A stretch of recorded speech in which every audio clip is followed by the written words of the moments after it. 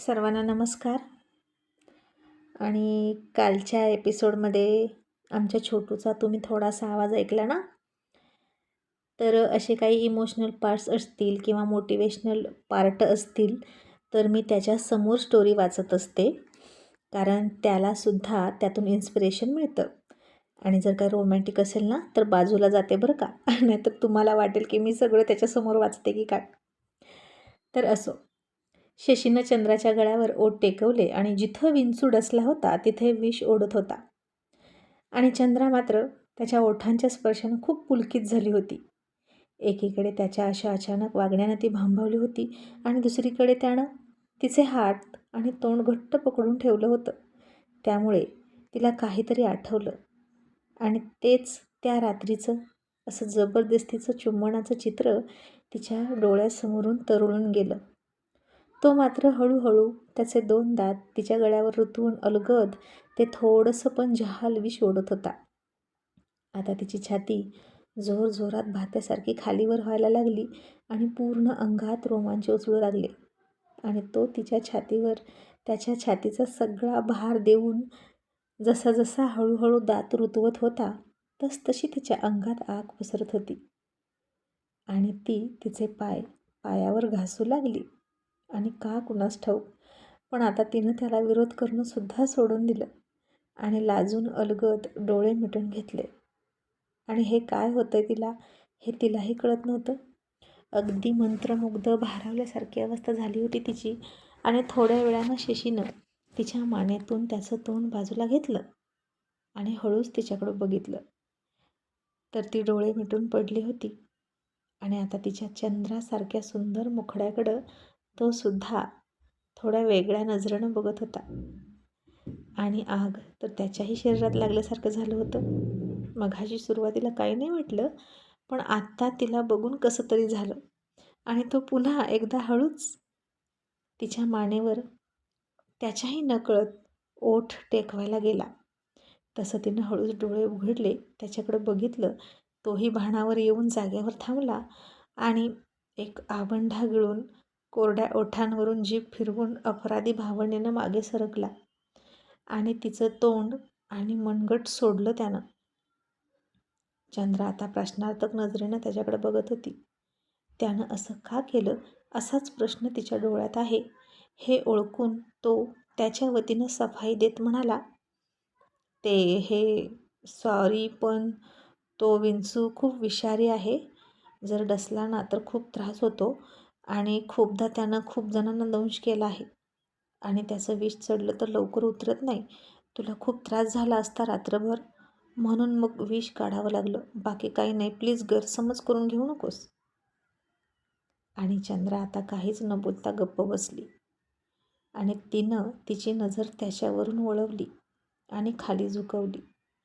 बाजूला बघायला लागली आणि तो उठून वर गेला.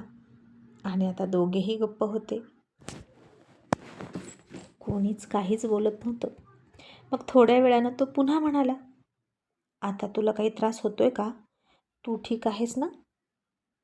आणि चंद्रा हळूच तिच्या जड झालेल्या आणि घशातून कसाबसा आवाज काढत हुंकार भरत म्हणाली, मग थोडा वेळ थांबली आणि म्हणाली, आणि तुला त्रास होतोय का? शशी आता त्याच्या आतमध्ये लागलेली आग कशीबशी काबूमध्ये करत दीर्घ निश्वास टाकत म्हणाला, नाही, मला सवय आहे याच्या विषयाची.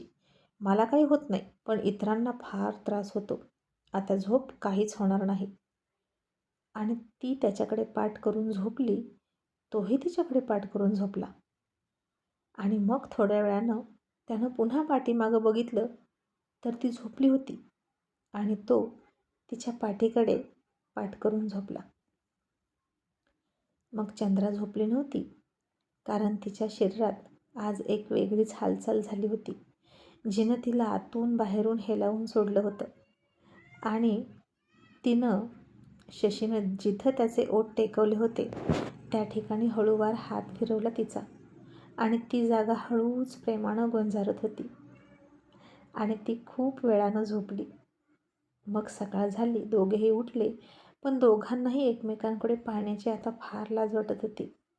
रात्रीचा प्रसंग त्यांना आठवत होता आणि इतक्यात पांडू पण आला आणि तो म्हणाला, "ए चल, तुला रखमाकडे सोडतो."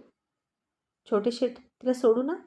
असं म्हणत असताना त्याची नजर तिच्या गोऱ्या गोऱ्या गळ्यावर गेली आणि तिथं दाताचे निशाण दिसले आणि ती जागा स्पष्ट काळी निळी झाली होती आणि खूप उठून दिसत होती. इतकी उठून दिसत होती की कोणाचीही नजर लगेच तिथेच जात होती. आणि पांडू दचकून म्हणाला, "ए अगं, तुला इथं काय झालं? हे दाताचे निशाण इथं कसं काय आले?" तसा आता शशी दचकला. चंद्रासुद्धा बावरली.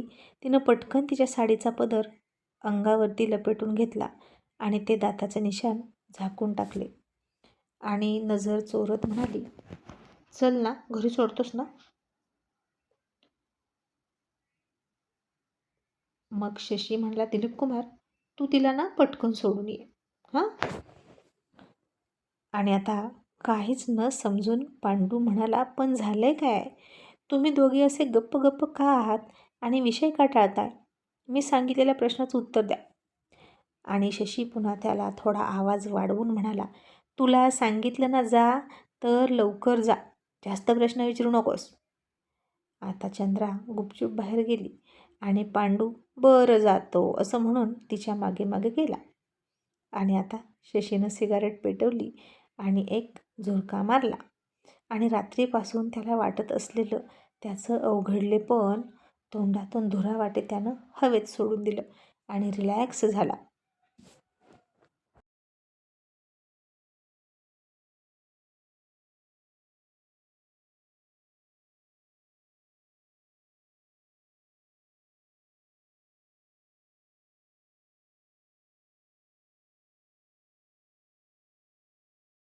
मग चंद्राला घरी सोडून पांडू परत आला आणि म्हणाला, "छोटे शेठ, हे काय आहे? ती अशी का होती?" आणि शशी डोळे मिटून सिगारेटचा धूर सोडत म्हणाला, "कोण ती?" पांडू म्हणाला, "ती चंद्रा." आणि शशी पुन्हा म्हणाला, "कोण चंद्रा दिलीप कुमार?" आणि पांडू म्हणाला, "छोटे शेठ, अहो तीच की, आत्ता गेली ती. तिचं नाव चंद्रा आहे. तुम्हाला माहीत नाही का?"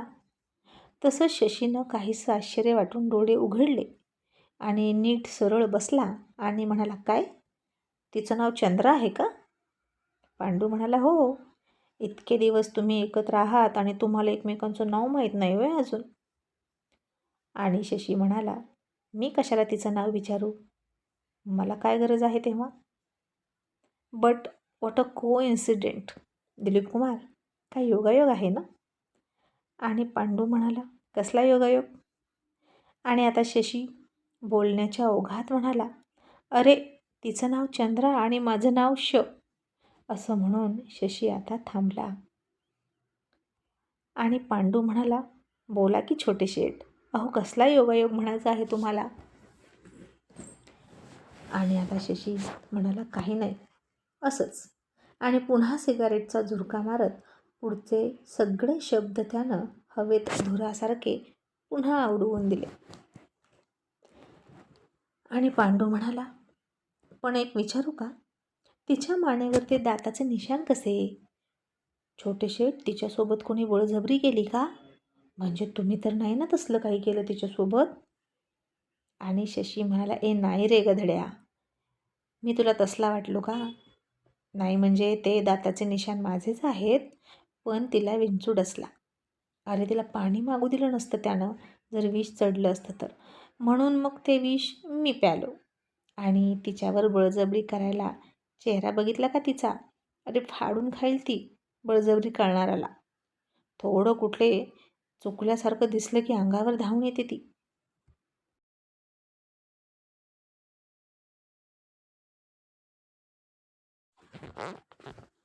खूप करारी स्वभावाची आहे आणि इतकी कडक स्वभावाची असतानासुद्धा कशी काय फसली कुणास ठाऊक. आणि पांडू म्हणाला, "वा वा वा वा छोटे शेठ, अहो तुम्ही चक्क एका मुलीला त्रास होऊ नये म्हणून विष पिलात? म्हणजे तुम्हाला ती आवडायला लागली नाही ना? आवडायला तर लागली नाही ना?" तसं पांडूच्या या प्रश्नानं शशी दचकला आणि म्हणाला, नाही रे, शक्यच नाही. पण ऐक, 3-4 दिवसांनी आपण सांगलीला जायचे, येशील ना? का तुला काम आहेत? आणि पांडू थोडासा गडबडला. खरं तर त्याला काम होतं आणि तो म्हणाला, छोटे शेठ आहो, ते रखमाला आणि आईला देवदर्शनाला घेऊन जायचं होतं. किती दिवस झालं मागं लागलेत आणि गावाकडची यात्रा पण आहे. वर्षातून एकदा असते, बुडवून चालत नाही ना. आणि शशी म्हणाला, ठीक आहे, समजलं मला, मी एकटा जातो. पांडू म्हणाला, छोटे शेठ अहो, एकटे कसे जाणार? कोणाला तरी सोबत घेऊन जा की. एकाला दोघं असलेलं बरं असतं.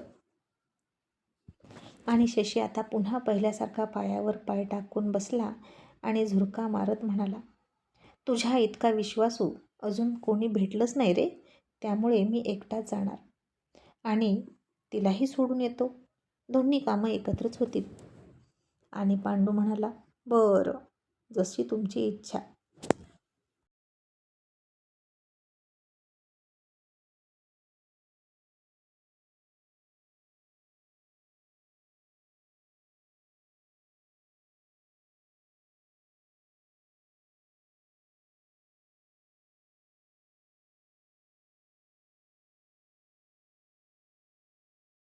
मग आता इकडं तोपर्यंत रखमा सुद्धा चंद्राला म्हणाली, जा तू आंघोळ करून ये.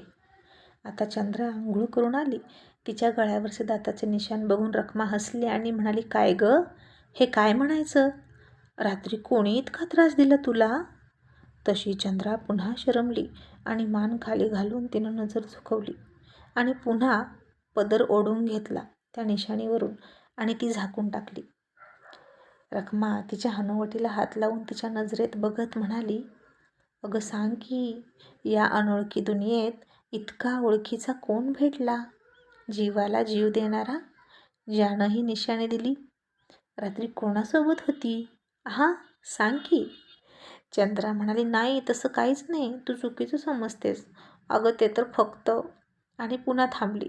आणि रखमा म्हणाली, अगं राहू दे, सारवासारव करू नकोस, पण मला सगळं माहीत आहे, हे बघ.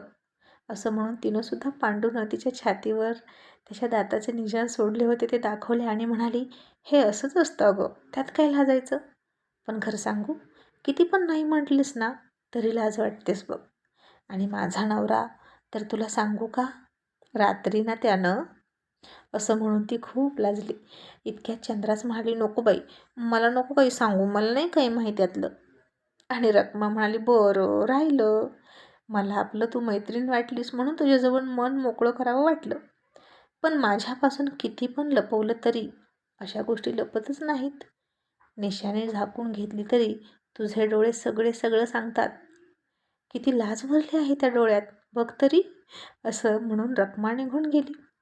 आणि आता चंद्रानं आरशात पाहिलं आणि तिच्या डोळ्यात तिनं पाहिलं तर तिचे डोळे खरंच खूप लाजत होते. आणि हे असं पहिल्यांदाच तिच्यासोबत घडत होतं. तिनं पुन्हा त्या निशाणीवरून हळूवार हात फिरवला आणि गालात मंद हसली. आणि चंद्राच्या या अवस्थेला काय म्हणायचं हे तिचं तिलाच कळत नव्हतं.